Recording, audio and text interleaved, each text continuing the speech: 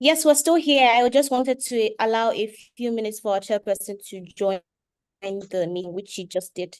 So, I'd like to call on our honorable chairperson, Mrs. Chinyere Okorocha, to give her opening remark. Hold Thank on, you. darling. They're calling me. Hold on. Let me.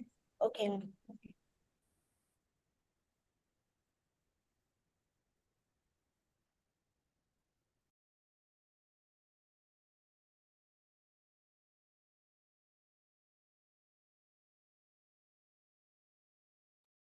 I just joined. Good afternoon, everybody. Aren't you going to give your members some time to join? Maybe like 5 minutes. We start at, okay, it's 5 minutes after right now already. But I thought you'd maybe allow a few more people join before we Okay. kick off. Okay. Okay? All right.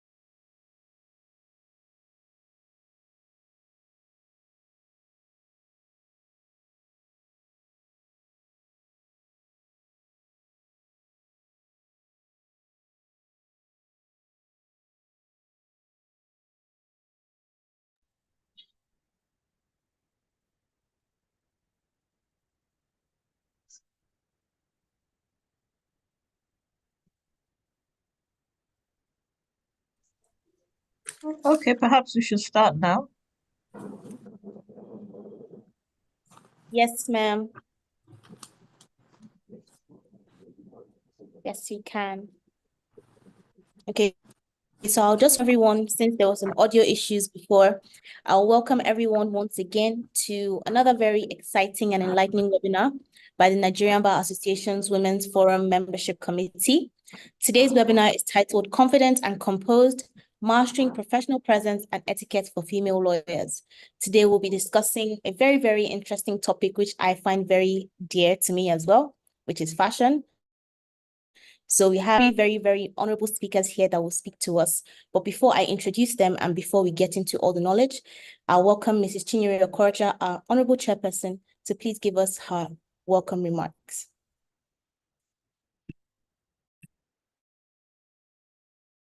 Thank you, Somi, for that brief introduction. Good evening, ladies, and welcome to one of the webinars in the series that has running from the membership committee.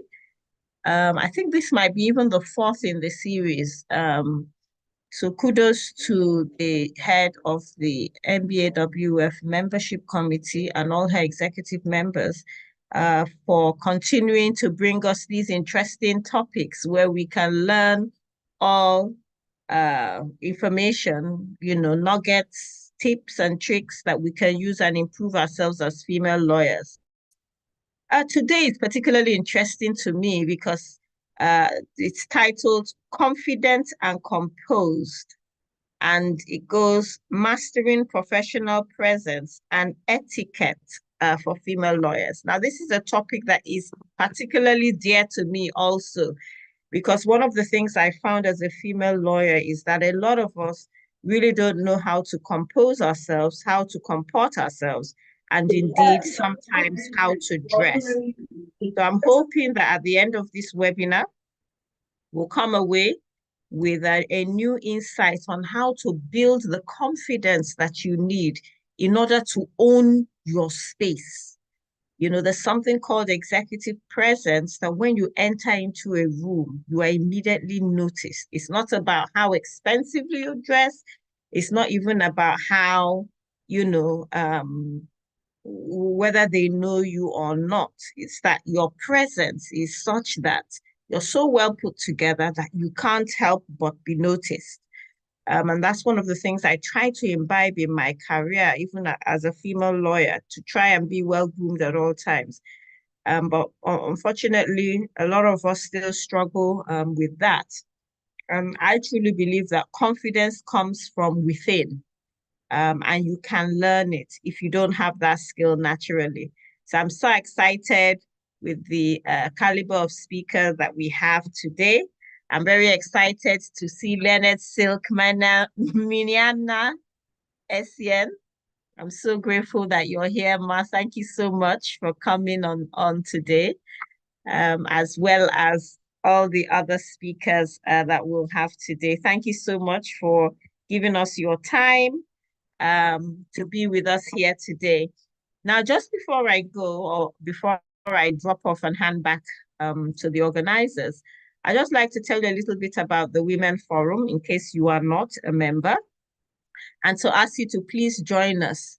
Membership is open to all female lawyers, every female lawyer who has passed through, who has, been called to the bar in Nigeria is eligible to be a member. If you're 0 to 5 years at the bar, it is absolutely free.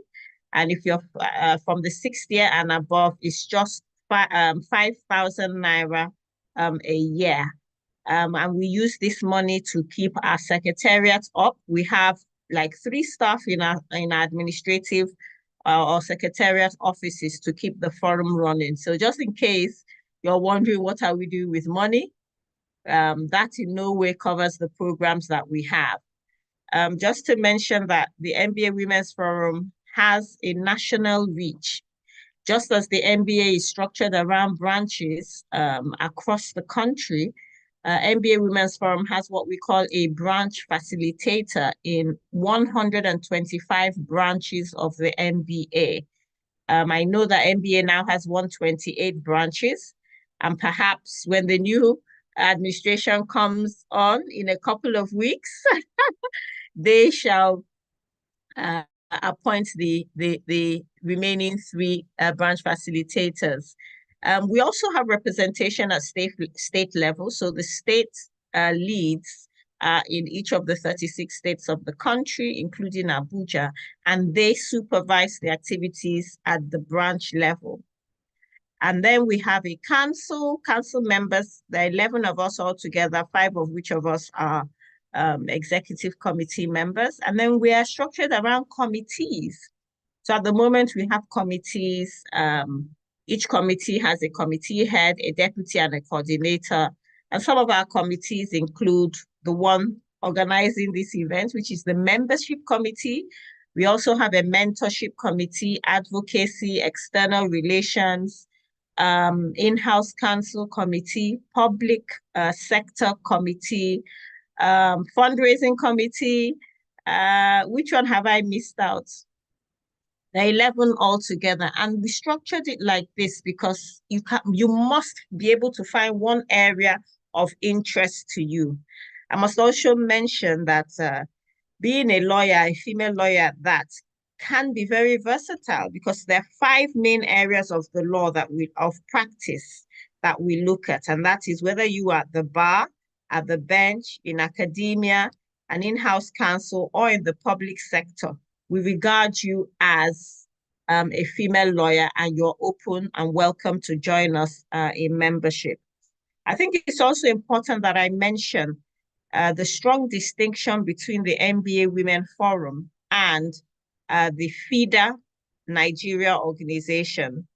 FIDA is an organization of female lawyers whose main aim is to help and advocate for disadvantaged women and children. This is at variance with the terms of reference of the Women's Forum, which is really to cater to the needs of the Nigerian female lawyer, to empower the Nigerian female lawyer in our careers and in our lives. And this we do through training, mentorship programs, leadership programs, training on etiquette and confidence building like today, all aimed at empowering ourselves for growth in our careers and in life in general. And so this is completely different from the focus of FIDA. Lots of our members in the Women's Forum are actually FIDIans and vice versa. So we are not competing organizations, we complement each other. And I just wanted to always, when I get to try to make this distinction, because a lot of people get it wrong and think that, I had somebody say, why do we need a NBA Women Forum when there is FIDA? What FIDA is doing is completely different. And FIDA is actually an international organization headquartered in Switzerland or somewhere. Please forgive me if I'm wrong. They will never have an audience at the NBA annual general NEC meeting, for example. They're not a Nigerian body, although FIDA Nigeria is made up of Nigeria. But the NBA constitution mandates that there should be a women's forum set up and formally inaugurated to take care of the needs of the Nigerian female lawyer. And that is the gap that we at the NBA Women's Forum are fulfilling and filling today.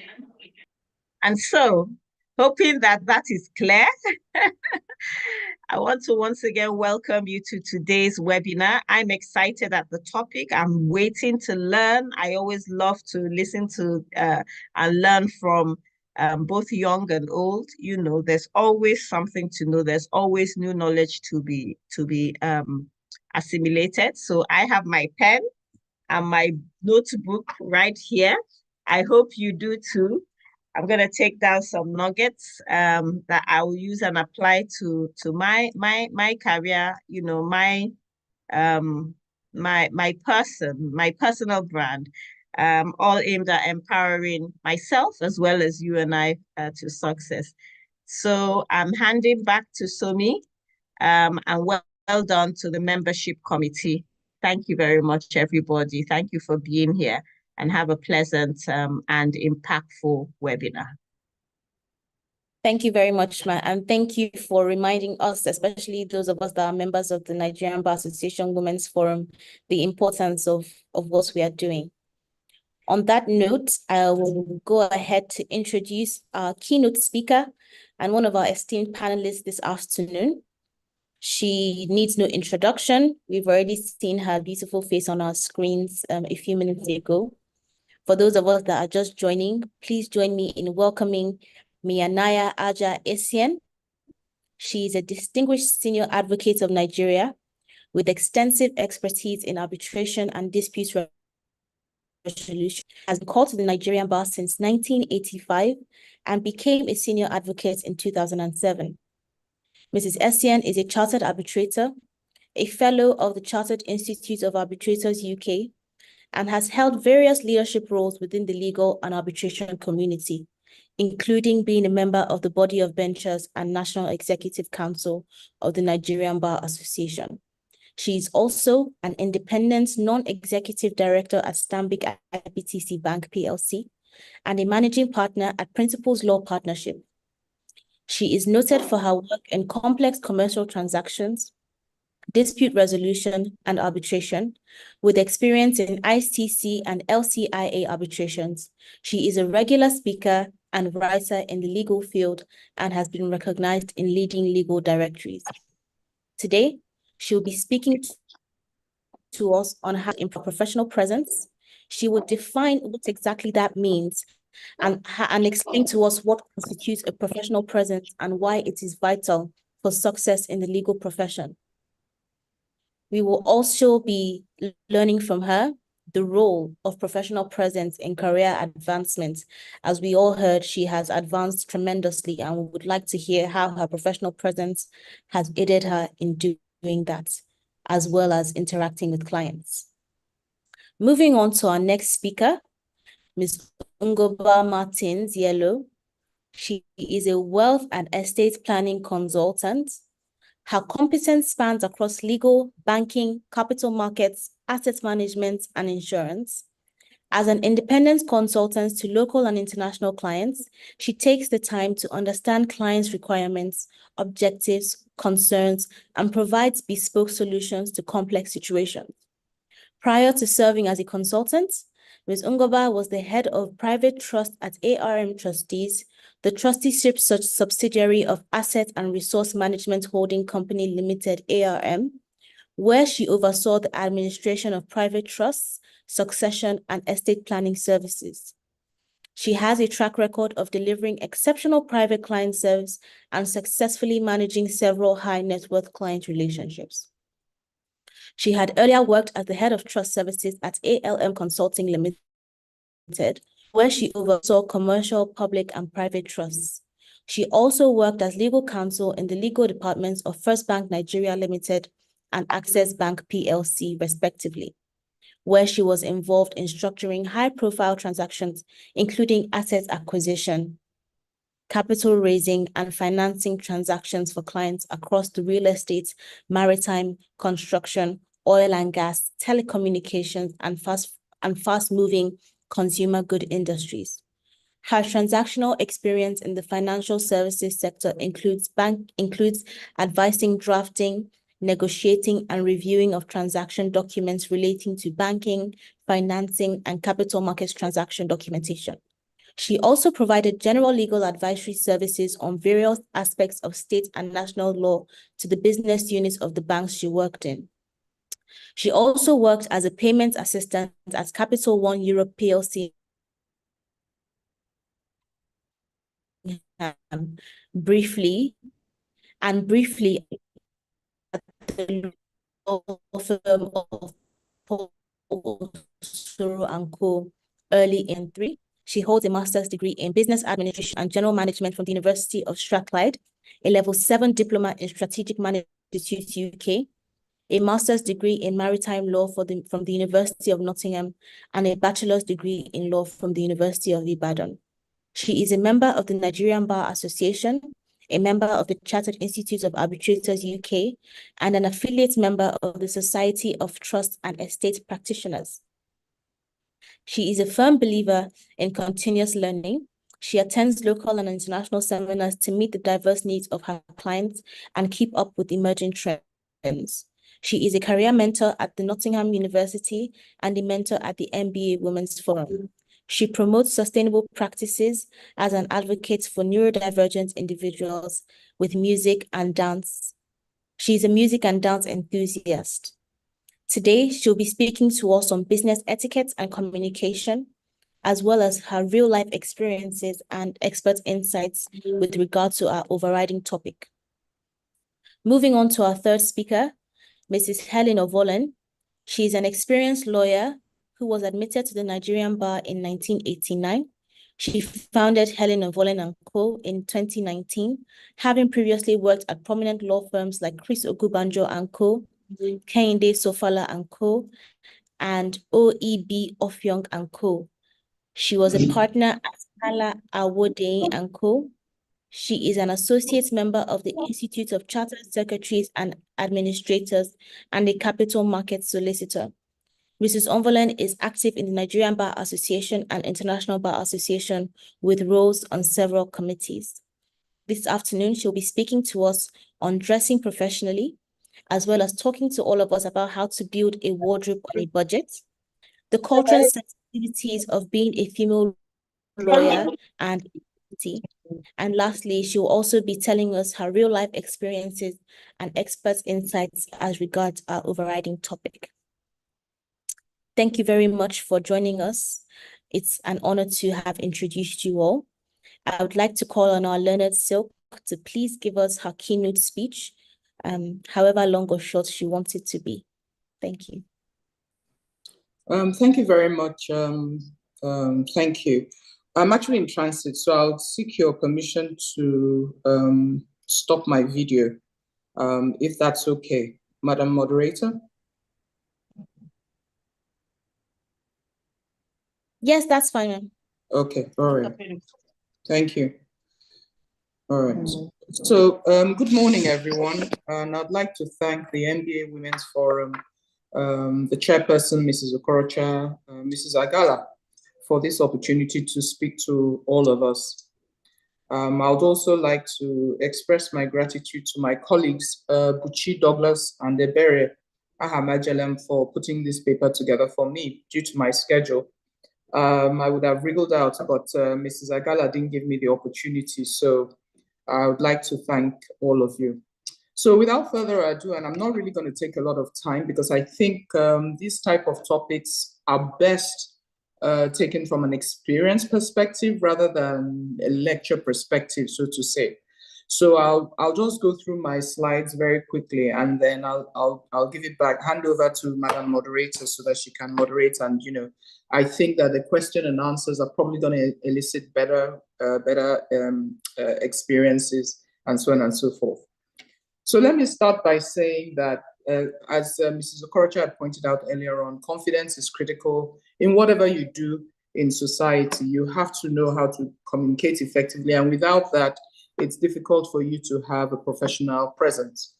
The key objectives of my paper will be to for us to understand professional presence, how to dress for success, how to master our business etiquette, how to navigate gender-specific challenges, recognize cultural sensitivities and how to handle them, as well as to foster networking and relationship building skills.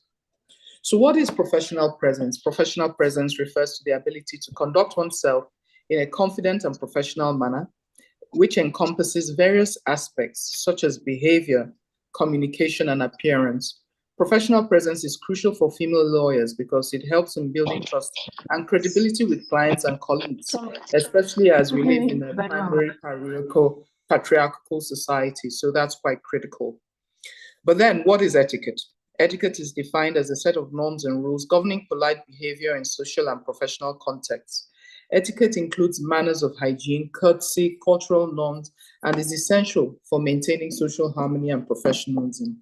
Etiquette is part of what makes you recognize where you are and how to behave in certain circumstances.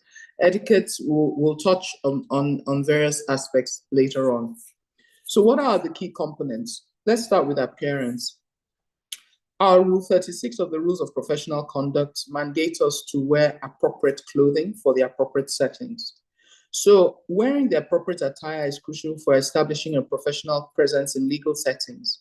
Now, it could be how you're dressed for court, how you dress for client meetings, how you dress to the office, and personal hygiene is part of it. Now, when we talk about appearance and how we dress, a lot of times I see female lawyers wearing night evening dresses as court clothes. That is wrong. You know, we have regulation clothes, and it's important that you stick to it. If you don't stick to it, you will not be taken seriously. When you go to work, you wear office clothing, not casual clothing. And one of the things I tell people is even if you're dressing down on a Friday, you have to dress down such that if your governor suddenly sends for you, you do not need to go home and change. Once you find yourself in a situation where you don't want to be seen with what you're wearing, then you know you're not properly dressed. Behavioral conduct. Female, we need to exude confidence and assertiveness, which are crucial in challenging gender biases and stereotypes. Communication and etiquette. We need to master both verbal and non-verbal communication. Speak clearly and directly, ensuring that the appropriate terminology is used in line with Rule 39 of the Rules of Professional Conduct. Now, the importance of professional presence is it helps your career advancement. It helps your clients have trust and credibility in your abilities, and it helps you navigate gender challenges. Gender challenges, unfortunately, are a reality. No matter how high up you may be, most ladies will have encountered it at some point in their careers. But a polished and professional presence helps mitigate these biases and helps you assert your authority in the appropriate circumstances.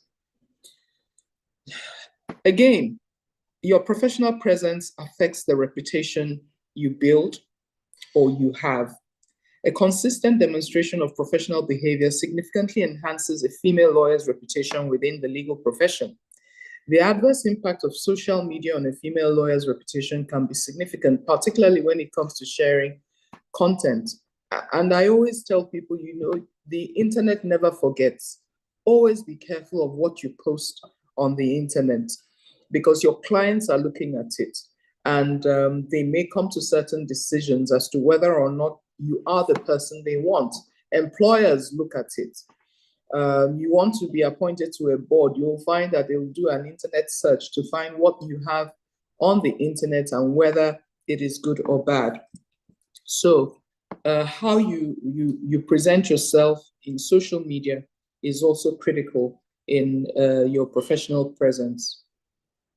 So let's come to business etiquette and communication.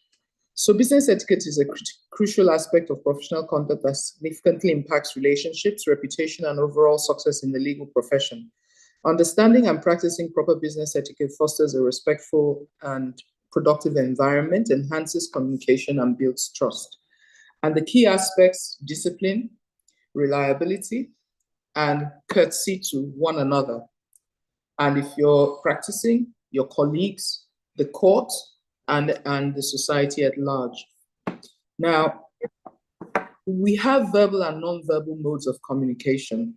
You must be clear in the way you speak. Your tone is very important. Unfortunately, when most women are assertive, they are considered to be aggressive. And those are some of the things people tend to grapple with. But the important thing is for you to adopt the right tone, and you'll be communicating properly. Now, your body language is also important. Are you waving your hands as you talk? When you sit down, do you shift in the chair? All these things give signs that you're not confident. So you need to watch your body language, your posture, the way you sit down. Do you sit up? Do you curl? You know, when you curl, it's as if you're afraid of the world. And all these things are critical in how people perceive you. Do you make eye contact? It's important for people to be able to look you in the eye and you look back, because sometimes that verbal communication is important for people to trust you. When people tend to look away, it looks as if they are hiding things or they are being shifty. Now, there are certain cultures where you do not look people in the eye. It's considered disrespectful. If you happen to come from one of those areas, you just need to know how to switch on and switch off. You know where to maintain those cultural bits, and then where to maintain your assertiveness and maintain eye contact in other settings. Body gestures, I've talked about that. Networking, you need to learn how to network so you can build and maintain professional relationships. Embrace digital platforms within reason. A lot of people are addicted to social media. Somebody sends you a WhatsApp, you download the video. From that video, you go to the next and the next and the next and the next. And before you know what's happened, you've lost 3 hours and you've gained absolutely nothing. So you need to use all these tools properly, effectively, and within reason. Attend legal events, cultivate genuine relationships, volunteer and join professional organizations like this one. You heard Madam Chairperson when she was introducing the MBA Women's Forum, and what you can gain if you're a member. Now, dressing professionally, you need to build your personal style. First of all, we have different tastes. We have different bodies. One thing I can tell you is when you are at a point where you're having to use safety pins to hold your clothes or your front buttons are straining, you just need to get a size larger. You need to go up one size. And this is very common. A lot of times we do not wear the right sizes, be it our intimate body wear or our actual clothing. They are too tight. When clothes are too tight, they do not look good. And they provide a distraction. And, some people can never be a size 0. And that's fine. But the sizes go all the way up. So just get the right size for your body. Ms. Okorocha made the point earlier on. It's not about expensive clothes. It's about buying the right clothes. Nobody can tell how much your clothes are when you wear them. So you can wear cheap clothes, so long as you're properly turned out, nobody would know. So, focus on looking good, not trying to look expensive, because nobody cares whether you look expensive. It's all about looking good, looking professional, developing your personal style, and incorporating your personal elements into your wardrobe while adhering to your professional dress codes. So for courts, wear black. You can never go wrong with black. Sometimes I see ladies come to court with open-toe shoes, scruffy shoes. It's not how expensive they are. Have serviceable black shoes, court shoes. Keep a polish handy. Always make sure you look neat and presentable. Don't wear see-through clothes to court. You need to be careful what you wear. Ultimately, this enhances your overall presence and authority in the legal space. So your courtroom attire, we have regulation clothes. So sometimes people will say, oh, they wear gray, they wear blue. You're always better in black. I have seen people wear spots, dotted clothes, red, and all sorts of things. You don't do yourself any favors when you're not properly dressed, because everybody knows you're not properly dressed. And the truth is, you are an embarrassment to yourself, but you don't know it. But you have ample opportunities to wear these things in other settings. So just stick to your black clothes for work, for court. And, at your social events, you can wear anything you want. Same thing with your clients, choose appropriate clothes, balance professionalism and your personal style, emphasize fit and quality, respect cultural sensitivities, and emphasize cleanliness and grooming. The way you present yourself, your hair and all that. these are all personal choices, but whatever it is, be neat. But so what are the common mistakes people make when dressing professionally? They ignore grooming standards. You opt for casual attire when you're going for formal events. You have inconsistent dress codes. You neglect your personal hygiene. And I won't say more than that. And the truth is that a lot of times you choose what is trendy rather than what is timeless. So you're having to constantly change your wardrobe because what was trendy last year is not trendy today. So try to build a capsule wardrobe that has classic items that you can wear year in, year out. I have suits I've been wearing for the past 15 years, and they're just basic suits. So you wouldn't know. And I step out in them and they're like, oh, I like your suit. And I say, it's a very old suit because they're just classic. I don't do too fancy when it comes to things like that. So other common mistakes, I've mentioned them: wearing ill-fitting clothing, choosing distracting patterns or colors, inappropriate necklines. So some necklines are suitable for evenings out. Some are not suitable for office settings. Over accessorizing, you're neglecting your footwear, and all that. I'll soon finish. I'll just wrap up shortly with gender-specific considerations and how to navigate stereotypes and biases. So as female lawyers, we often face the following challenges: the perception of incompetence and lack of authority. We have hostile work environments characterized by gender criticism. We struggle with our work-life balance, and unfortunately, there are incidents of sexual harassment and bullying. But how do you overcome some of these things? You build a strong professional network, emphasize competence and expertise, advocate for gender equality, always develop assertive communication skills, seek professional development opportunities, foster a supportive work environment. Some of these things I've mentioned earlier on: positive self-talk and visualization, seek feedback and mentorship. Step outside your comfort zones, challenge yourself, do different things. Don't just stick to the same thing. Build networks outside your comfort zone and celebrate your achievements and the achievements of others, because when you celebrate others, they will celebrate you. So how important is this building of confidence and authority? It enhances client trust, improves your advocacy skills, and facilitates career advancement. I think that due to time, I will stop here. I'm sure during the Q&A session, some other things will come up. But I think the important thing is that as individuals, you have to decide for yourself what you want. Nobody's going to tell you.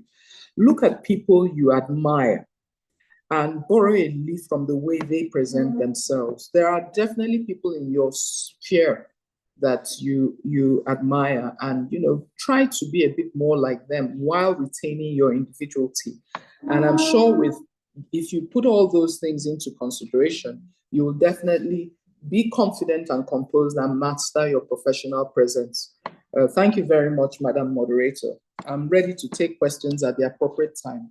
Thank you. Thank you very, very much, Leonard Silk. And I do appreciate that you mentioned about social media, because that's the era that a lot of us are in. No matter how young or old that we are all victims of the social media era.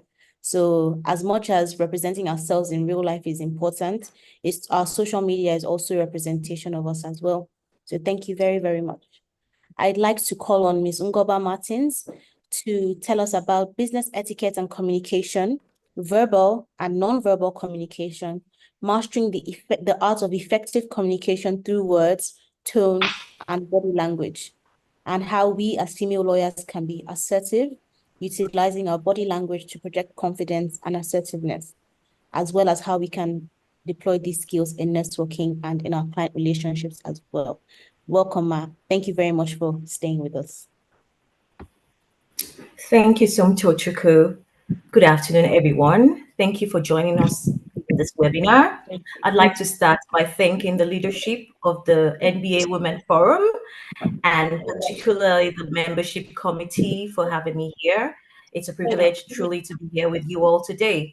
I also want to thank the Leonard Silk for her brilliant presentation. I found myself making mental notes from the insights you shared from your wealth of experience. So thank you, ma'am. I also would like to acknowledge the presence of my senior colleague, Mrs. Helen Ovole. It's great to be on this webinar with you. So I've been told to speak on business etiquette. This is a very robust subject. And in the short time we have here, I'll try to see how much I can unpack. So we are all, I mean, presumably female lawyers on this call. And it's a feat we have achieved. It's not something we take for granted. We've proven that we are intelligent. We've proven that we are brilliant people, and we have all these lofty goals we want to achieve in our careers. We want to do great things in the legal profession and outside the legal profession. But the thing is, being brilliant and being intelligent is not enough to be successful or to make a success out of your career. You know, the small things actually matter in making an impact in the legal profession or any other profession you choose to pursue. So this is where business etiquette becomes very important. The Leonard Silk has done justice to this subject. So I wouldn't, because of time constraint, I wouldn't go into repeating so many of the things she said, but I would encourage anyone who wasn't here at the start of the webinar to please go back and listen to the recording, because she shared very useful insights that will guide you in the course of your career. Now, business etiquette really can be described as a type of behavior that professionals are expected to follow in order to portray professionalism, to uphold their organization's image, and to show respect for others. A famous New York Times bestselling writer and author of the book Oye Jeets and Juleps, Virginia Carey Hudson, puts it this way: etiquette is what you're doing and saying when people are looking and listening. What you are thinking is your business. I really love that quote and that description of etiquette, business etiquette from her. Now, why is it important to observe business etiquette? Again, the Leonard Silk has done justice to it, but because I have a duty to also share my thoughts on this, I'll just say it's important so that you can confirm to the standards set by our profession as laid down in the Rules of Professional Conduct for Legal Practitioners 2023. Also, to confirm with the organizations we work in. So whatever organization you work in, I mean, structured organizations, there will be a staff handbook. There will be an employee handbook to guide you in how you conduct yourself. So please pay attention to that staff handbook so you do not find yourself in want. And then another reason why you need to observe business etiquette is to ensure your intentions are not misconstrued. It's also to forestall the loss of potential briefs or business opportunities, because you may be brilliant, you may be intelligent, but something you do that doesn't quite confirm can cost your law firm or your organization thousands, millions, or even billions of naira. Now, also another reason why it's good to observe business etiquette. While it's not a crime in itself, you can avoid falling in breach of applicable laws. So, for instance, if you said something that you weren't supposed to say, someone could charge you with slander. You could have an action of slander against you, because ignorance is not it's not an excuse.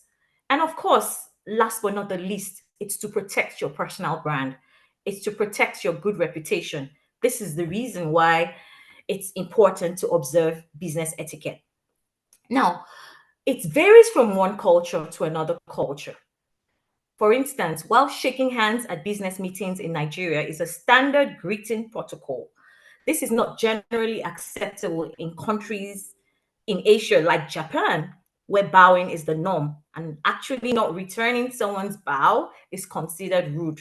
So you actually have to be mindful of cultures of other places. Some of us, by God's grace, in the course of your career, you find yourself in other parts of the world, and you have to be sensitive to what's going on in other environments. Now, out of several principles of business etiquette that have been put forward, I will focus on 5 basic principles of business etiquette that are generally universally applicable. One is to be punctual. So whether it is a physical meeting, a phone meeting, or other virtual meeting, you must show up on time.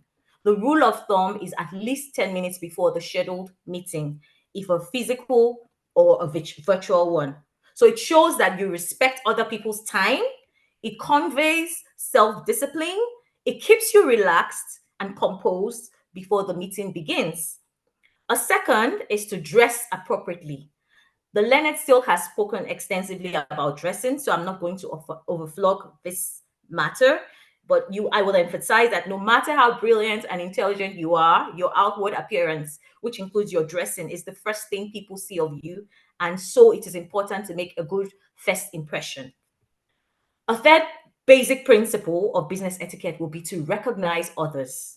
So whether it's at a formal or informal meeting, physical or virtual meeting, it is good practice to greet others and introduce yourself to them with a smile. You don't always have to wait for others to greet you first. And I find this happening a lot of times in events. People almost like they're timid, so but you have to be the first to make a move. Sometimes you have to be the first to make a move because it shows that you have confidence and it will actually give you an edge in that meeting. You also need to respect shared spaces. This is very crucial. It's very important. And I think it's something that a lot of people are guilty of. So when you're in the office or a public setting, you have to be mindful of others. You need to be considerate. Don't use the photocopier or printer and leave your litter there. When you use books in the library, return them to the exact place you found them. Label files that others are supposed to have access to correctly, and file documents in the right physical cabinet or online folder. Another principle will be to show good manners. You must always use your please, thank you, and sorry when the situation calls for that. I will say most people, whether employers, colleagues, or clients, would rather deal with someone who's considered average in academics but shows remarkable courtesy than someone who's very brilliant but with a poor attitude. So female lawyers, it's not cute to be rude. It's not cute to be saucy or incorrigible, even if you're considered outwardly attractive. Being courteous actually opens doors for you, and it can create strong, long-lasting relationships, not just in the legal profession, but in other circles. Then the last but not the least basic principle of business etiquette will be to communicate appropriately. Now, this on its own, I think it's a topic by itself. And I'm glad that the Leonard Silk has also spoken about this, but I'll just share a bit of my insights on this topic. So historically, there are 4 types of communication, which are namely verbal, non-verbal, written, and visual. I'll be focusing on verbal, non-verbal, written for the purpose of this webinar. And so, of course, verbal communication, of course, is the expression of the way you think, you feel, or you desire what you desire in words through the use of your voice. And I'd recommend some guidelines for verbal communication. So basically, you have to have a cheerful disposition. You smile when speaking and when being spoken to, as it makes you more approachable. And your outer countenance actually influences how you express yourself vocally. Another guideline I would recommend is to think before you speak. Is what you're about to say positive or is it constructive? Don't just open your mouth and say anything to hurt people or say anything to make people feel bad. Be very careful. If you have to say something that may not necessarily be favorable to the other person, it needs to be constructive. I'd say also you need to practice your speaking voice. Now, as lawyers, we're expected to be articulate, we're expected to be eloquent, and it's not a gift everyone has. Trust me, some of the most brilliant orators like Obama and co, they've done this over time, and some people have to practice. So you can do this by practicing in front of a mirror, especially when you struggle with pronouncing words. You can work on your diction, you can work on your tone. Thankful for social media, thankful for the internet where you have Google and Google actually helps you in pronouncing words properly. So that's something you can rely on when you are trying to build your confidence in how you speak. And I would also say, please use simple language.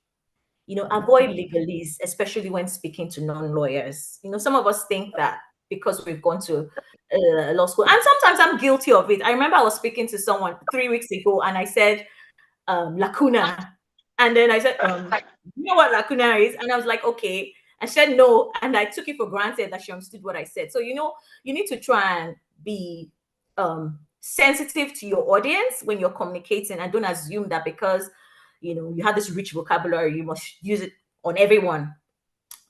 So when it comes to, and that's a bit for verbal communication, like I said, I'm very mindful of time. And then when it comes to non-verbal communication, research actually indicates that non-verbal communication accounts for up to 93% of the impact of any verbal message. So for instance, I may say good morning, and I'm saying good morning to you with a frown. You're not going to think that I'm actually happy to be saying good morning to you. So this is where non-verbal communication is potent. As confident and composed female lawyers, we must make a more conscious effort to align our spoken words with the tone of our voices, body posture, and facial expressions. We must be mindful of gestures we display when we're speaking, or if not speaking, and strive to ensure that they truly reflect our position. So some guidelines for non-verbal communication for me will be to maintain eye contact with your audience, to show genuine interest in what the other party is saying by the use of nods. So if, for instance, someone is speaking to you, you can keep nodding to acknowledge the fact that, okay, I understand what you're saying, or I'm with you. And possibly at the end of the conversation, you could actually repeat the last sentence or the last few words the person said, just so that the person has comfort that he was not speaking to himself or she was not speaking to herself. I would say also abstain from the akimbo position or crossing arms across the chest, as it often comes across as a sign of aggression, defensiveness, or defiance. So, I mean, a lot of people do this subconsciously, but please, it's not right to fold your arms or put your hands on your waist when you're talking professionally. No, even in non-professional circles, it really comes across as being aggressive. So I will also encourage you to use your hands to gesticulate when speaking, particularly when you're making presentations in public forums. Then in terms of how your posture is, you need to square your shoulders and stand tall to project confidence, because you are a female lawyer after all. You got this far. You went to school, you studied, and you passed, and you're now a barrister and so stuff. I mean, I'm not saying you should be arrogant, but you need to be confident so that people take you seriously and want to listen to what you have to offer them, or the solution you're able to provide them to their problems. Now, when it comes to written communication, this is an area that I think there's a lot of work to be done, and especially since the influx of social media platforms and the revolution we find ourselves, the Gen Z generation. I'd say that, okay, proofread what you write before you hit the send button. There is power in a second eye or second level review. So as much as possible, if it's a letter, if it's an agreement, don't assume that you haven't made any mistakes, because we are all humans and we're very susceptible to making mistakes. So when the opportunity presents itself, give your supervisor, give your friend, give your colleague to look at what you've prepared before sharing it or sending it to the recipients. I'd say you should avoid jokes or sarcasm in your emails or messages, because a lot of times you find out, because it's happened to me as well, the written word isn't great at communicating nuance or tone. There are times that somebody may send a message to you and you'll be offended, but the person meant no harm. So please avoid jokes or sarcasm in your emails or messages. When communicating to a client, colleague, or other relevant stakeholder in writing, please write words in full. Only abbreviate when the word has been defined in a letter or an agreement. Now, there are a lot of people that are guilty of some of this, and I'll give some examples. So people say, how are you? That's R instead of ARE, and you, the capital U. Why? Or good morning, sir. And they use GUD instead of GOOD. I mean, if you could say GUD, surely you could have said GOOD. And then you put an apostrophe and say, sir. Or your check is ready. You say, you are, check is ready. Or hope you're fine. I'm saying this, these are serious issues because I've come across this kind of things with young people and a few, fresh out of school lawyers. And I'm like, wow. Also people have this mistake where they say, I'm fine, instead of I am fine. There's nothing like I'm fine. It's wrong English. So I'll also say another guideline I would share here is do not use colloquial expressions or slangs. It's not acceptable for communications, even if it's a WhatsApp communication with your clients or with your professional senior colleague. Please don't say how buddy, how far, share you get, do you get? No, it's inappropriate. I know that, like, the Leonard Silk recognized with the penetration of social media, a lot of things are getting lost. We're getting lost. Our traditional way of doing things is really, there's a big challenge here for us, but we need to uphold the standards of this noble profession we find ourselves in. Then I would also say you need to limit the use of emojis when communicating via platforms like WhatsApp. Because again, your intentions can be misconstrued. I know that emojis can be open to misinterpretation and they can reduce the formality of a scenario. So it's best not to use them at all. If at all you are so, the addiction is there, I would say the praying hands, the thank you one, perhaps. And then you may even add a text to say thank you to emphasize what you're saying. No Gen Z style language, which, with all due respect to Gen Z, but I come from a different generation and we were not exposed to so many things you are exposed to. But I think we need to remember we're lawyers, we are learned people. So no stees, choke, I stand. You can't use that when you're communicating with your clients or in formal settings. Please, there's a place for all that. And when you're communicating with a potential client or business partner or on platforms like LinkedIn, please keep it professional and moving. Let your email or message be courteous, short, and straightforward. I find a lot of people do this. So they say, good afternoon, Ma, or good afternoon, Ngoba, and they post. Hello. Nobody's going to respond to that message. People are busy. So if you really want to communicate something, go ahead. You do your salutation, good afternoon. You introduce yourself and you express yourself and tell the reason why you're communicating or why you're reaching out to this person, and then hope that the person will acknowledge you. So you just close with saying, I look forward to hearing from you. Keep it that way. There's no point saying good. Even with WhatsApp messages, some people do that and say good afternoon and you post. No, it's not on. And I would also say you need to refrain from salutations that are personal. This is another place a lot of people struggle with. And it may not be just for lawyers, but I think because we are on this forum, I need to say, please don't say good morning, dear, to someone that you're meeting in a professional setting. It's not acceptable. Or good morning, big mommy. Or good morning, sis. No, there's nothing like that. Your sis is in your house. Your mommy is wherever your mommy is. And then I would say use artificial intelligence with caution. Personally, I'm not a fan of it. Personally, I believe it can expose lawyers to lower standards and can make one lazy. So please be careful about artificial intelligence. Now, when it comes to networking skills, building and maintaining professional relationships through effective networking. First impressions really matter and they go a long way. So you need to always put your best foot forward, not just in professional settings, but everywhere you find yourself, because you never know who's watching you without you even realizing. Your next client, employer, or business associate could just be in that party, conference, or religious forum. Now, you need certain networking skills and attributes to be able to build and maintain professional relationships. So I would say good communication, interpersonal skills, active listening, empathy, positivity. You need to be articulate, proactive, pay attention to details, honesty, show emotional intelligence. So emotional intelligence just refers to the ability to understand, use, and manage both your emotions and other people's emotions. You need to be flexible. You need to show integrity. You need to show transparency, be accessible, and be approachable.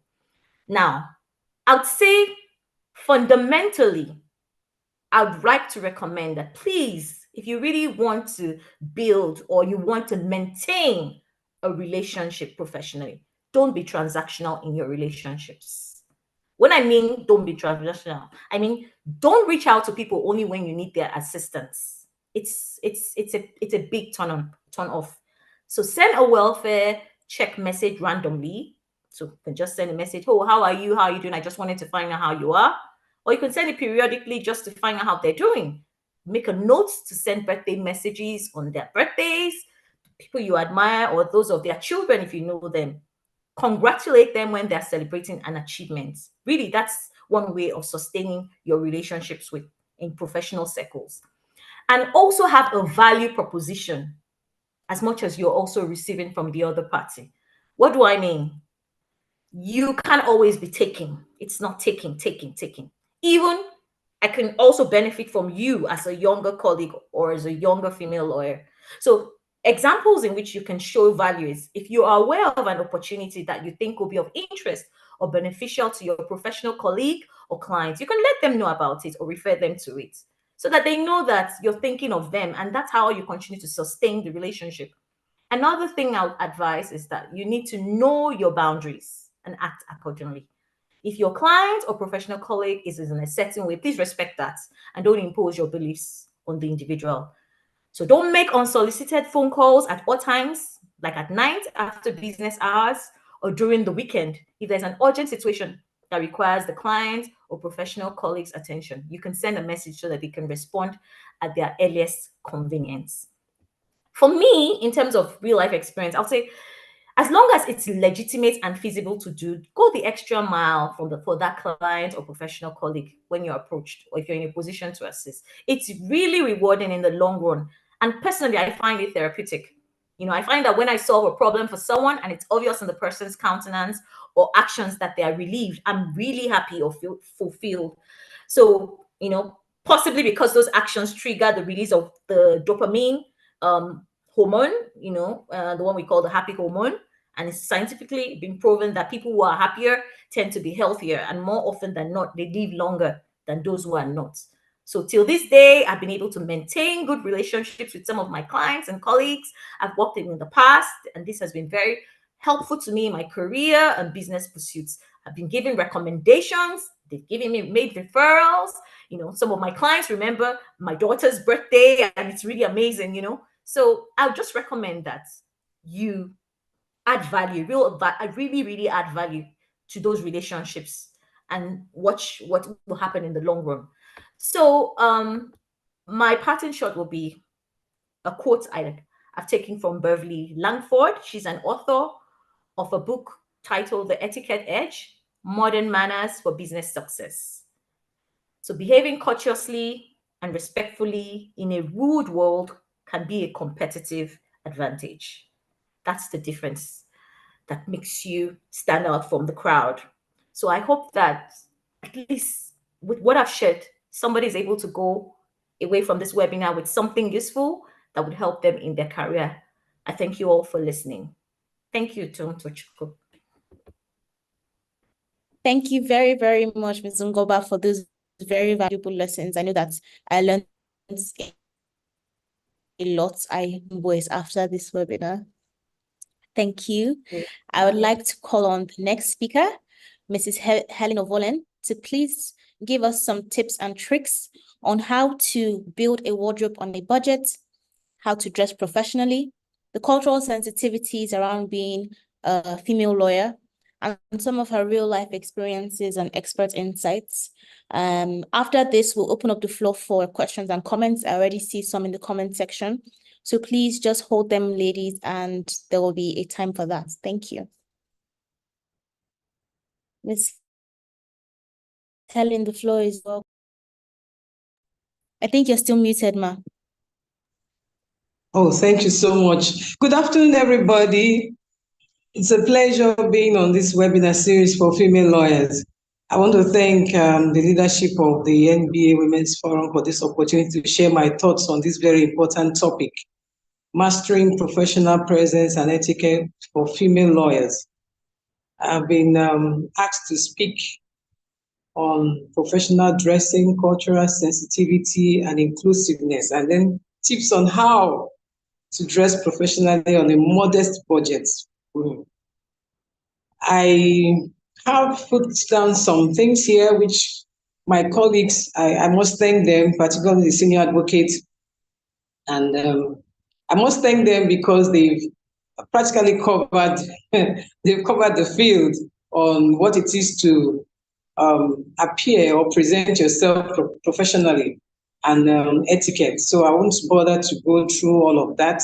I will just stick to the areas that have been assigned to me, which is on dressing. Also, the issues surrounding our dressing as professionals have been touched on earlier on by the senior advocate, but I would say that for me, when it comes to dressing as a female lawyer, 3 words stand out. They are modesty, sobriety, and decency. You know, the importance of professional dressing and etiquette cannot be overemphasized when it comes to our roles as female lawyers. In our profession, first impressions are crucial. Whether you are in the courtroom, during client meetings, or in the office, how you want to present yourself is very significant, and it has a significant influence on the perceptions that people have of you and the outcomes that you get in your dealings with people, whether in the courts, with your colleagues, or even with clients. So it's important that we take our dressing very, very seriously. Professional dressing is not just about adhering to standards. You know, there are tools that empower you to be able to communicate confidence, authority, and respect. When you, like the senior advocate had said earlier on, when you come into a place and you find that people just accord you respect, or people look at you and wonder, who is this person? I mean, they want to hear you out. They want to listen to you. That's because you've been able to comport yourself in a manner that is befitting of the role that you intend to play. So at first instance, you're already having visibility. Then you are giving audience. Before you speak, people are waiting to hear from you. I can imagine somebody who's properly dressed appearing before the court, because in our setting as lawyers, we have various locations where this dressing comes to play, particularly in the courtroom. For those who attend the courtroom, you need to adhere to the formal dress codes that have been given to us. For female lawyers, you need to wear your skirt suits or your dress suits. Make sure you're properly covered. Decency is important. Modesty, you don't need to wear, like the senior advocate described, party wears. You know, straight line, classic clothes are the best for all times.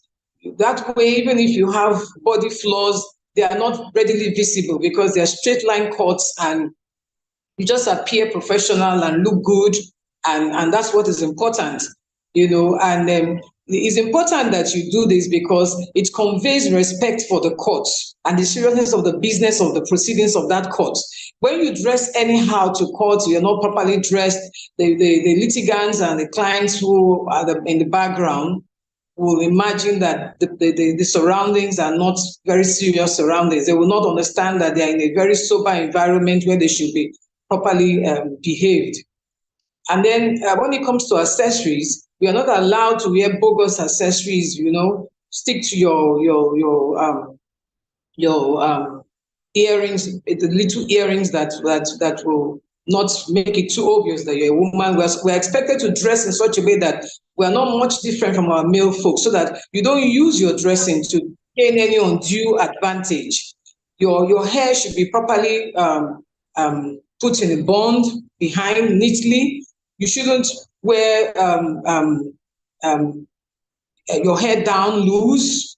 You must, as a female lawyer, put your hair in a bond and make sure it is neatly packed and you're looking very organized. When you put your wig on your head, you must make sure your wig covers up to the middle of your forehead, covering the better part of your skull, so that your wig or your natural hair underneath is not visible.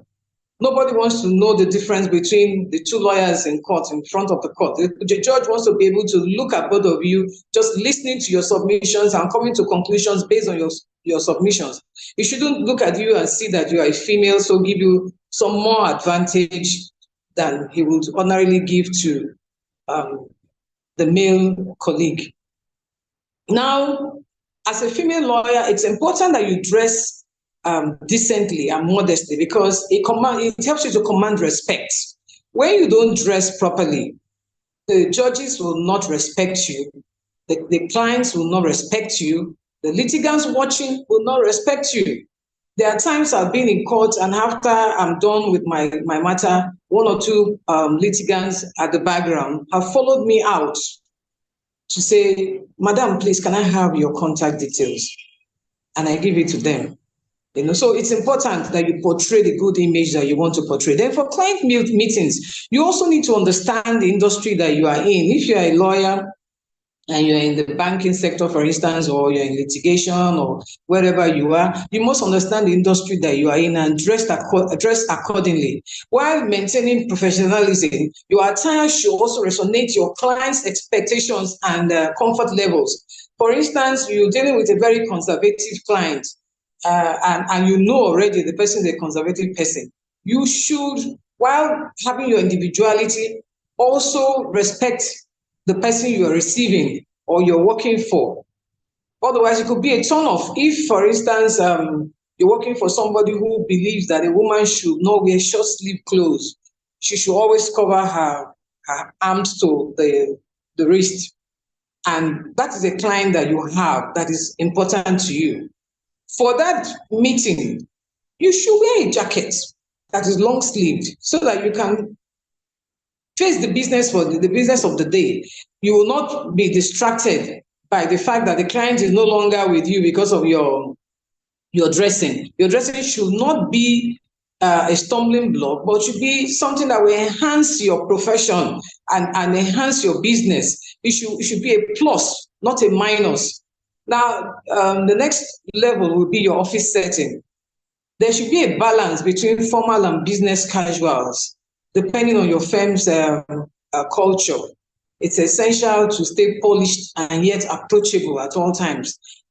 For the different law firms that I've worked in, I found that they had different cultures. When I first worked with Kehinde Shofola & Co., I found out that Mr. Shofola was somebody who would prefer to come to work in his native attire.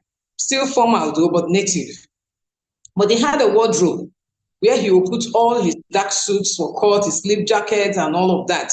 So that at any time he had to go for any professional meeting, he would always have something to wear for those meetings. And every office had a wardrobe like that. Being a young lawyer, I just started wearing my black to work. I didn't bother. But after a while, I got used to keeping some dark clothes in the wardrobe, because you could come to the office in the morning. The previous day, you were not supposed to be in court. You could come to office in the morning, Mr. Shofola has changed the list. You are now in court. And you dare not tell him that you don't have a black suit to wear to court.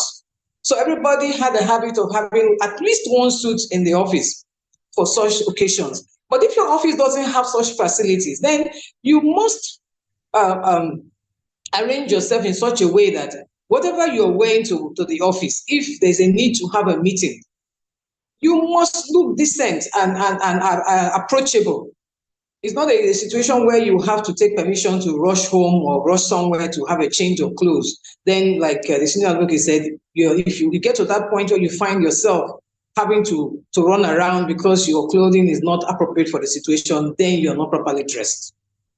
So I want to say that being properly dressed as a lawyer is not just about wearing black clothes. You have to look at what you're wearing. You need to understand that dress codes are important across regions also and cultures. I'm talking now about cultural sensitivity and inclusiveness. when you are in a place like I worked in Kano. When I worked in Lagos, I moved from Lagos to Kano. I was thinking of changing my wardrobe, but when I got to Kano, I found out my clothes were appropriate for the environment. The religion there will not allow a woman to expose herself unnecessarily. So you need to ensure that whatever you're wearing for your professional duties accord with the culture of the people and the region where you are located. That is at least the basic you can do. You could do more, but that's the basic you can do. You must at least make sure that you don't even expose your body parts. Your body should be fully covered, and you must demonstrate cultural sensitivities. When you find colleagues who, like the Hausa ladies, would cover their hair with a turban or something. When you find colleagues who dress that way, you accept them. You show acceptance because that is part of their culture. As a married woman, they're not allowed to expose their hair to other people's view. So you find that most of them, even when they're going to court, they still put it and put the wig on top, and nobody says anything because it's part of their culture. A few of them manage to wear their wig and remove the cap, but those who wear it, we have to learn to show some sensitivity about it. And then there are a few points to consider under this. You need to also adapt your communication style. You have to be mindful of cultural differences in communication. When you're talking about verbal and non-verbal communication, your tone and your language, you need to understand that in some cultures, women are not allowed to speak in certain ways. You are not allowed to look at somebody straight in the eye. Like the senior advocate said, you need to balance that out. You need to quickly know when to switch over when you're done with all of this kind of environment and situations.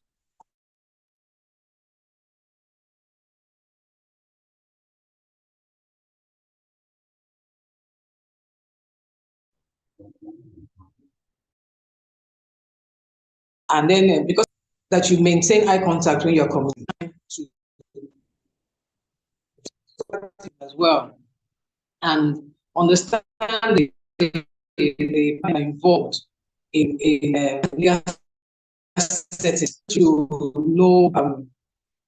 You need to know how to communicate with people who are your seniors, those who are juniors, the judges. I had a chat with some classmate of mine a few weeks back. We were talking about the state of the economy, and I mentioned that I met a judge in the market. We talked and discussed the issue and the price difference and all that. And I said, I think she may have come to the market because she wanted to be sure what was happening. And somebody from Lagos said, you mean the judges interact with you people in that way? I said, yes, we respect ourselves, so there's no reason for them not to interact with us. So you need to be able to know how to communicate when you're dealing with people. You have to be aware of all of these different inclusiveness. You need to create a welcoming environment to foster an inclusive atmosphere for client meetings and court appearances and work interactions. Using inclusive languages, avoiding offensive extremes. Just ensure that you are mindful of the kind of prejudices that you exhibit. In fact, your biases and your assumptions, you need to be careful. You need to be mindful of them. On a group chat for my class mates the other day, there was a talk about the protest and all of that, and then the issue zeroed down to the Yorubas versus the Igbos. The Yorubas don't want the Igbos to come and destroy Lagos and all of that, and there were a lot of arguments and all that. I tried as much as possible to remain neutral, just speaking what I felt was the truth about the situation and the political situation in the country. And you will believe it or not, that went a very, very long way, because I believe the perception of the people on the group of me was that this person was an inclusive person, because somebody private chatted me. He was trying to get me into his mold to believe that it was an Igbo thing, but I refused to agree with him. But the conversation turned around, and as I speak with you, my youngest daughter has a job in KPMG from that conversation, because he's a partner in KPMG. And that was how that opening came. simply because I just wanted to be open and bring everybody in and not take sides with anybody. So it's important with clients because sometimes some of them are very particular. And when they notice that you have your biases, they will just switch. No, I don't want this lawyer. This lawyer will not help me. I remember when I was working with Mr. Shofola, all the way from Lagos, we had a brief to defend the gubernatorial candidate of Borno State. And then Bauchi riot, Mr. Shofola was picked, not because he was a senior advocate. There were other senior advocates in the north, but because he was a Muslim. It's a cultural thing and the religious thing, because he was a Muslim. And we got to those places, I was appearing as a junior, but my name was not mentioned, because if you mention Helen, they know I'm a Christian. And I understood it. My boss understood it. So I was there just taking notes. And somebody else was picked from the local bar to appear with him because of that. So all these things are very, very important. You need to be open-minded. You need to build trust, enhance your reputation. And then going to the dressing proper, building a professional wardrobe on a budget. This is very, very key, particularly for the times that we're in and the young lawyers that are upcoming. You need to invest in essentials. It's not everything that you just buy. You need to skip the trends, because whatever you pick now that is trendy will go out of fashion in a while. So you pick something, like the senior advocate said, something that will last you for a while, and you need to build what they call a capsule professional wardrobe. What that means is that you focus on timeless pieces and then pick certain key pieces that you know that you can mix match. I'm looking at a well-tailored blazer, for instance, well-fitted skirts. When I say well-fitted, I'm not talking about tight skirts, but skirts that fit you properly, with good length, that are decent. And then trousers for those who wear trousers, shirts, classic white shirts, dresses, comfortable, well-polished shoes. And, the emphasis for me is on comfortable, because there's no point wearing shoes that are not comfortable and you're running around the court. In Port Harcourt, for instance, by the time you move from the car park to Block C, when you wear shoes that are not comfortable and then you are maybe appearing on the third floor, you have to climb up. You will not find it funny. So when I pick shoes for work, I make sure I take wedge heel, because I'm on the big side. I want balance. I take wedge heel, or not more than 2 inches heel, that I know I can manage comfortably.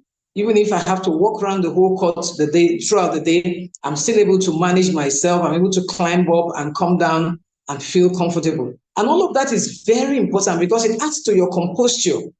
There's no point wearing shoes with heels that you cannot walk with, or slows you down.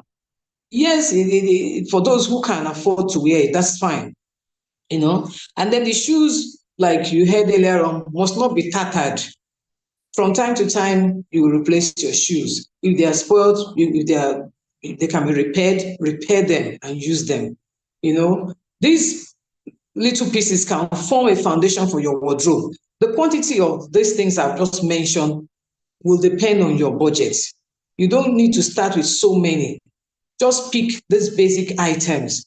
With a blazer, you can, change the inner wear and put on your blazer with a skirt today, tomorrow with a trouser, and then you can put it on the gown today, tomorrow you can take it off and wear the gown by itself, or whether it has a sleeve. All of these things can vary your look and make it seem as though you have a rich wardrobe, but you know yourself that you don't. And then if you really, really are working on a lean budget, you need to learn how to shop smart. Consider quality over quantity. When you buy good clothes, they tend to serve you better. Durable pieces will serve you longer and better. So even as you're washing, you're not having to replace them too often because they're wearing out, And then you have to consider trying for those who really cannot afford to buy much. You could try secondhand. You could try secondhand, thrift secondhand shops. Sometimes you get good things there. If you're working on a low budget, look out for online sales and online deals to take advantage of. Sometimes at some times of the year, some shops are doing sales. We're in the era of social media. If you go on Instagram, for instance, you find so many people offering deals, and the young people are able to take advantage of them to get good things, So, as I said earlier on, these are just like the basics. As you get more income, you build on them, you change, you add, you mix and match. So at all times, you're looking good, you're looking well dressed, you're looking respectable, and you're looking composed. Because if you're not well dressed, that's the first thing that will demoralize you.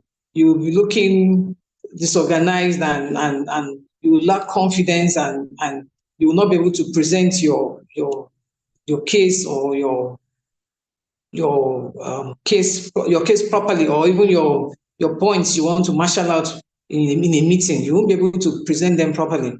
So your body language is also key when you're dressed. Also, it's not enough to just dress well and you walk in a way that is unbecoming. So the body language is also very important in a meeting, in a court, around your colleagues. It's important that your body language communicates exactly what you want to say. Your non-verbal communication should be on point. You should be mindful of your expressions and the signals that you give, when you are in those three different places. Now, I talked about presentations in court. I said confidence comes from preparation. When you know your material and you practice your delivery, you anticipate questions, you are very confident. When you go to court, you dress properly and you are confident.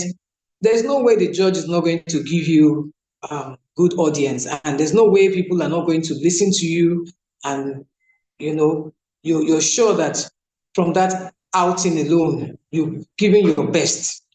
The takeaways that I think we should take from this is that we need to understand ourselves. We need to be able to present ourselves with confidence and with authority. We need to learn how to build strong relationships. And like the last speaker said, all of that has to do with how you relate with your colleagues. You need to be able to relate with them in a friendly manner and in a professional manner. All of this will help us to portray ourselves in a composed and confident manner.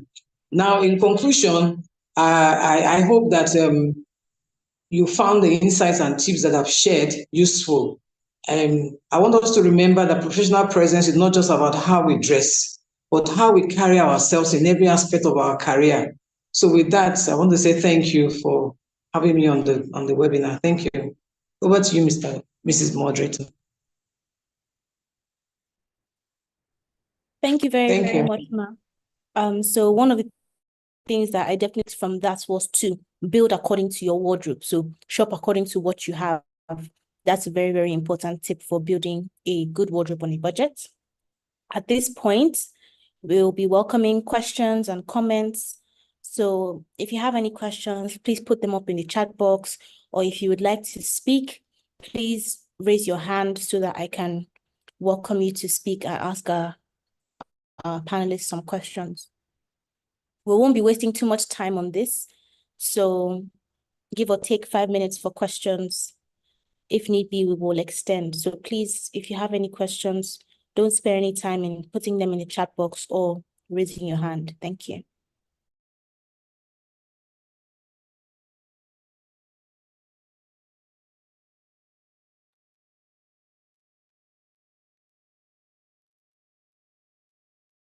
Yeah, so while Mrs. Ngova was giving her presentation, someone asked, Ebieme asked if it would be good if you define business timing for telephone calls for those who may not know.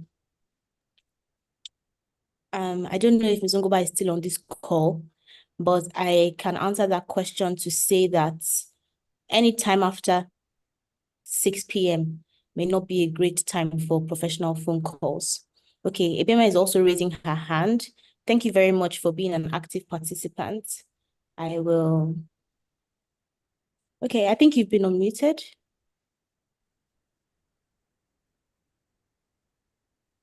Good You afternoon, can go everyone. ahead and speak. Yes, good Good afternoon. afternoon, everyone. Being a professional in this field, I'm really, really pleased. And I want to really thank the NBA Women Forum and also our speakers. You have really done justice to this topic. I just want to appreciate all of you for doing good justice to this topic. And good job. Good job. I think another thing I would want to suggest is that NBA Women Forum should take this to schools, especially our law schools. We should advocate that this is taught. We have the professional rules of conduct, but I doubt it's doing justice to this part of our profession. We should take it to law schools, our universities, so that our female lawyers, our lawyers, really do something or really imbibe manners, professional conduct from the beginning of their legal career. Coming to teach it now when people's habits are formed is an issue. Some time ago, I had the topic of reimagining civility, the bar, the bench, and litigants with Bayelsa State NBA, and this was a hot topic. Please, I'm asking the NBA Women Forum to advocate for this to be part of the legal profession in our universities, and then we'll have better lawyers graduating with proper manners and proper professional conduct. Thank you.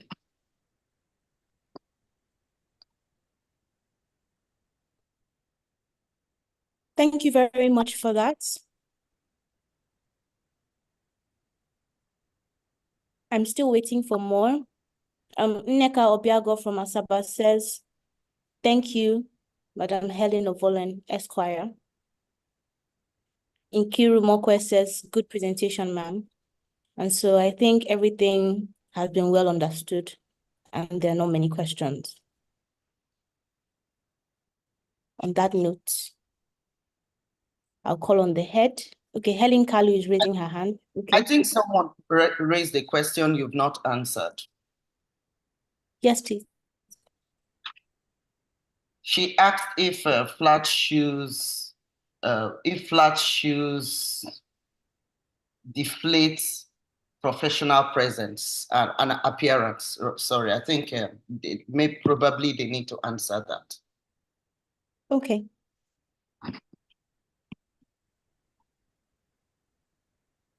So, Ms. Helen, would you mind answering that question for us? Okay. I think the choice of shoes you want to put on, in terms of the heel, the length of the heel, will depend on your comfort. It doesn't matter if the shoes are flat. If you feel comfortable in flat shoes, I think you should wear flat shoes, because if you wear shoes that are not comfortable, you will not be composed. You will not be confident. You'll be conscious of yourself, and it will affect your presentation or your outlook. Yes, we know fashion-wise, a little bit of heel looks nice when you're walking, you know. A little bit of heel, I used to tell my children, at least 2 inches takes you off the ground, particularly if you're big, gives you a better look. But if you can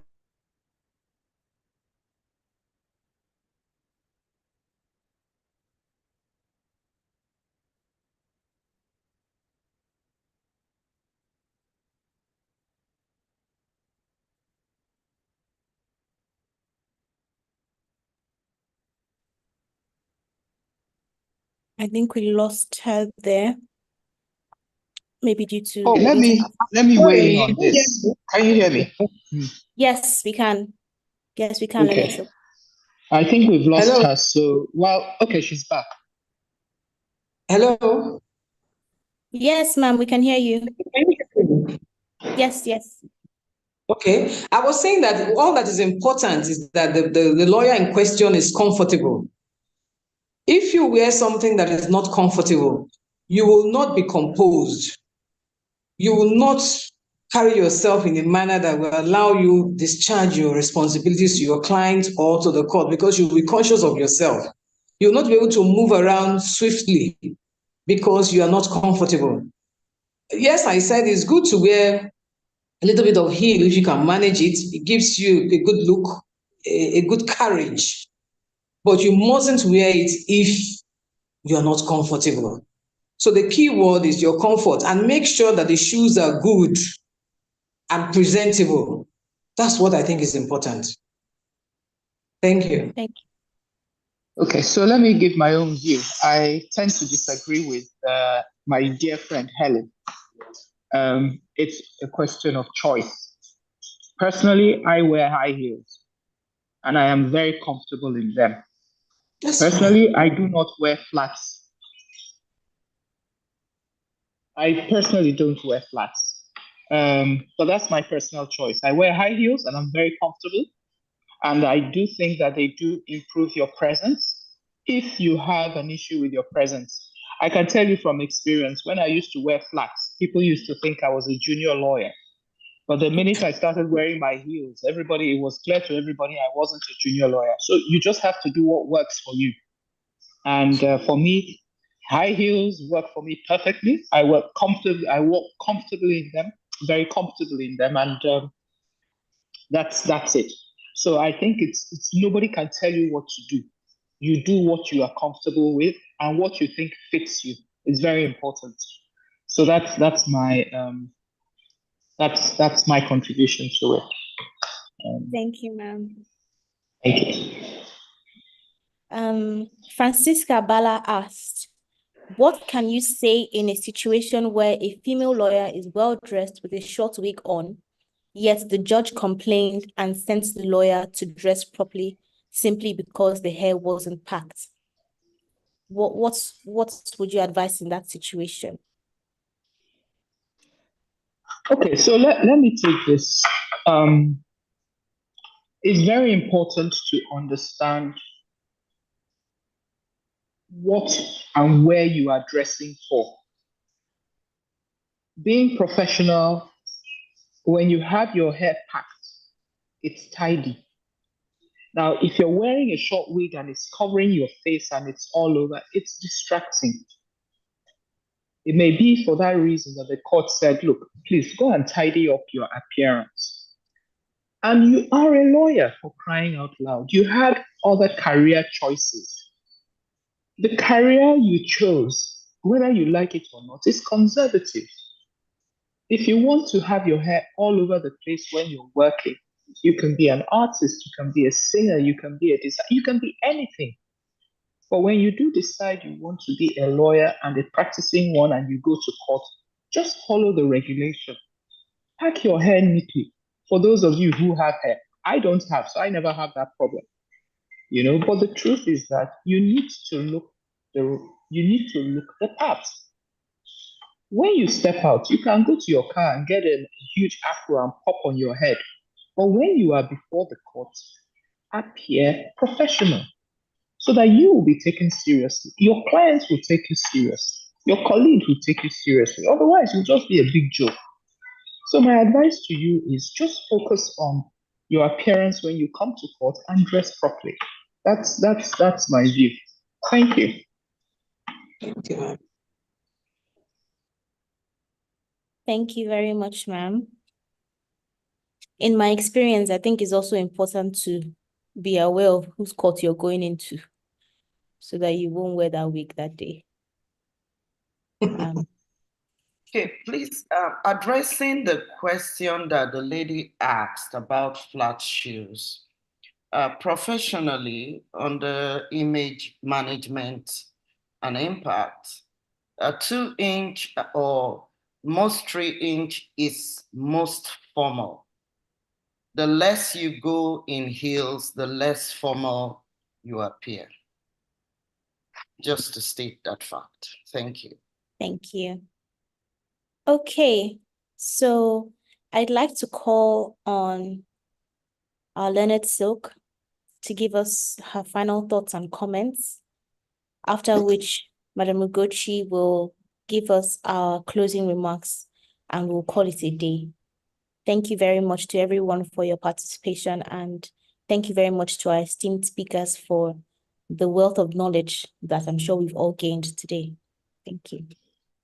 Thank you, Sami, Madam Moderator. You've done an excellent job. I really don't have much to say. We've covered everything, but I think it's very important for us to remember that you dress the way you want to be addressed. It's just that simple. You know, it's not about the quantity, it's not about the cost. You know, a simple black dress, simple black cut shoes, small earrings, you're good to go. It's not a competition. It's not it's not a catwalk. You're going to court for business. Finish your business and go. When you get to your car, you can do anything you want to do. I remember when my kids were in primary school and some parents were complaining, oh, they didn't like the uniform. They didn't like the uniform. It was boring. It was this. And I said to them, when your kids come out of the gate, in your car, you can change, give them designer clothes, whatever you want to wear. But they are in school. And that's the same way we need to treat the court. That's the same way you need to treat the office. When you're at work, when you want to be taken seriously, dress the part. When you come out, you can enter your car and wear your torn jeans. You can wear your 6-inch heels. Nobody cares at that point, you know, because you have discharged your professional obligation to yourself and to your client. So having said that, I'd like to congratulate the organizers, Madam Chairperson, if she's still here. Mrs. Agala, well done. Next time I see your WhatsApp, I will run away. Yes, so congratulations to everyone, and Madam Moderator, to the speakers, well done. Ngoba, well done. Helen, bye-bye. Thank you. Okay, thank you so much, dear Lynette. I'm really grateful that you did not run away when you saw my invite. And I've taken note of your wording, even though I won't take it very seriously. And our learned chairperson, Mrs. Okorocha, thank you so much for this beautiful and continuous opportunity. Thank you for your full support to the NBAWF membership committee. Also, Mrs. Agala, it's like you have a hand up, and Elvin Ezi has a hand up.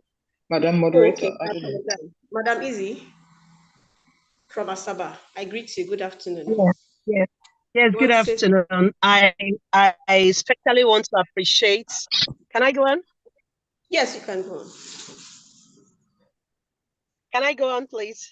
Yes, please. Yes. You may speak. Okay, thank you. Thank you. Okay, I especially want to congratulate our national chairperson, Mrs. Rochas, Mrs. Okorocha Chinyere. I want to thank everybody for this beautiful topic. It's a topic that, we constantly need to educate ourselves on and keep reminding ourselves on. And there is a trend recently, that is going on with the female lawyers. Some of them put on tight black trousers, they feel that is a corporate wear. Tights can never be a corporate wear. Even if you put on a suit, you put on a tight trouser, a tight, is a tight, and you are putting on a suit, or you're wearing kind of you say you're corporate. Everything has to do with modesty. If you are modest and you have it in you, that you have to look modest in your appearance and you have to look decent, then at every given point in time, you always showcase yourself as someone who is in a noble profession. So I want to encourage the NBA Women Forum that at every given point in time, this topic should always be in any forum we are doing, so that we'll constantly remind ourselves of the ethics of the profession. Thank you so much. Mrs. Agala, if I can just, I know you were about to close, but I need to say something about trousers. Yes, Wearing please. trousers is a personal choice, okay? And there is a big difference between leggings and trousers. So, the Thank you. last speaker, is she referring to leggings or is she referring to trousers? So there's a huge difference. Leggings are a no-no, but trousers come in different cuts. You have slim cuts, you have slim fits, you have pencil, you have cigarette, you have boots. There is absolutely nothing in wearing your trousers so long as they fit properly. But not leggings, not tights. So I think it's very important. So there is absolutely nothing wrong. I wear trousers regularly, and I probably will wear them till I die. So it's a question of your choice, provided that you're not wearing leggings, because leggings are not for the workplace. So whether it's sport or wherever, that's important. I just wanted to make that point. So we don't say, oh, we're not allowed to wear trousers because we're female lawyers. No, I don't subscribe to that. But that's my personal view. Thank you, Mrs. Agala.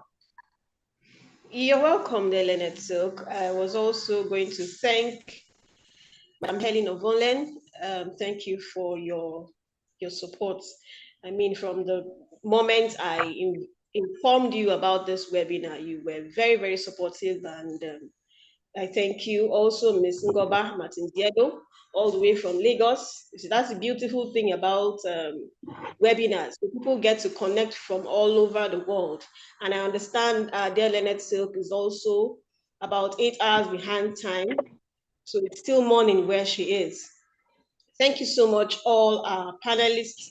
Thank you to Somto Chukwu, our very efficient moderator. Also, thank you to all the participants who have contributed one way or the other. You stayed on from the beginning up until now. You've made your contributions. I want to particularly thank Madam Ejiemi, who has given us some advice. I assure you that we will definitely take your advice to the leadership of the forum. And I see Tokini Charles Granville, my colleague. I also see Madam Easy from Asaba. Thank you for joining in. Please, if you haven't joined the forum, let me repeat. Kindly join the forum. Go on our social media handles. You will see the links for membership. And it's a very, very rewarding decision for you to make, to be a registered member of the Women's Forum. I look forward to seeing you all at the AGC. We have our AGM. I think it's scheduled to hold on the 28th of August. So I wish you well. And I want to believe that we've learned how to cultivate the professional presence that we need to succeed in our careers. Thank you so much. Goodbye. Thank you. Goodbye. Goodbye. Thank you.